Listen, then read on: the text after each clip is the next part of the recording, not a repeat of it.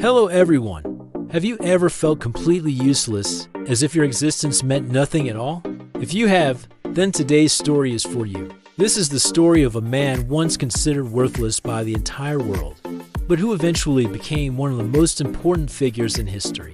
That man was Ignaz Semmelweis, a Hungarian doctor living in the 19th century. At that time, in maternity hospitals across Europe, there was a mysterious disease known as puerperal fever that claimed the lives of countless young mothers. The mortality rate was terrifying. In some hospitals, it reached 30%. That meant out of every 10 women giving birth, 3 would die. The greatest doctors of the era were helpless. They blamed bad air, imbalances of bodily fluids, and countless other vague explanations. In this context, Semmelweis was just a young, unknown doctor working at the Vienna General Hospital. He noticed something strange: the mortality rate in the ward run by male doctors, who frequently handled corpses in the autopsy room, was significantly higher than in the ward run by female midwives. He began to wonder, could there be a connection between autopsies and the deaths of new mothers? One day, a colleague of his died after accidentally cutting his hand with a scalpel during an autopsy. The symptoms were identical to those of women who had died from puerperal fever.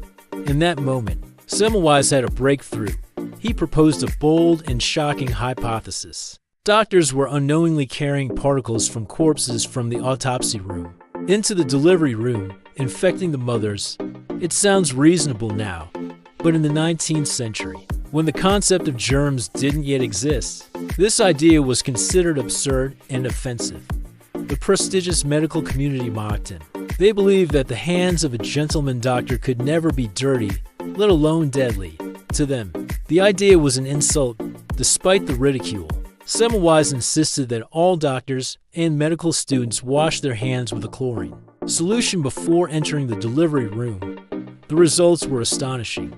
The mortality rate dropped from 18% to around 1%, a true miracle. Thousands of lives were saved.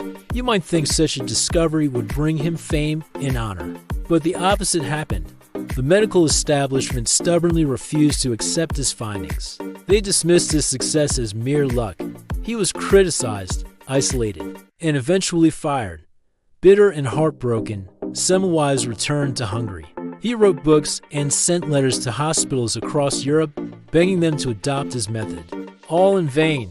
The lack of recognition, combined with the torment of knowing he could have saved more lives, destroyed him mentally. Eventually, he was tricked into entering a mental asylum.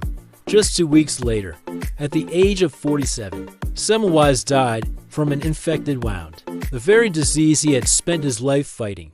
A cruel and tragic irony, years later, Louis Pasteur's germ theory was introduced and widely accepted. Only then did the world realize that Semmelweis had been right all along. His discovery was decades ahead of its time. Today, he is honored as the savior of mothers. And antiseptic hand washing has become one of the most fundamental principles of modern medicine, saving billions of lives worldwide. So what does Semmelweis' story teach us? Sometimes, the truth is not accepted immediately. Sometimes, groundbreaking ideas come from those labeled as outsiders or failures. The path of a pioneer is often lonely and painful, but true value does not lie in public recognition. It lies in the positive impact you leave on the world.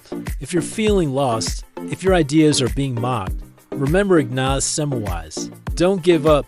Trust your path. Stay persistent, because one day, you might be the one who changes the world. Thank you for listening. Don't forget to like, share, and subscribe to the channel so we can continue exploring more inspiring stories together. Goodbye, and see you next time.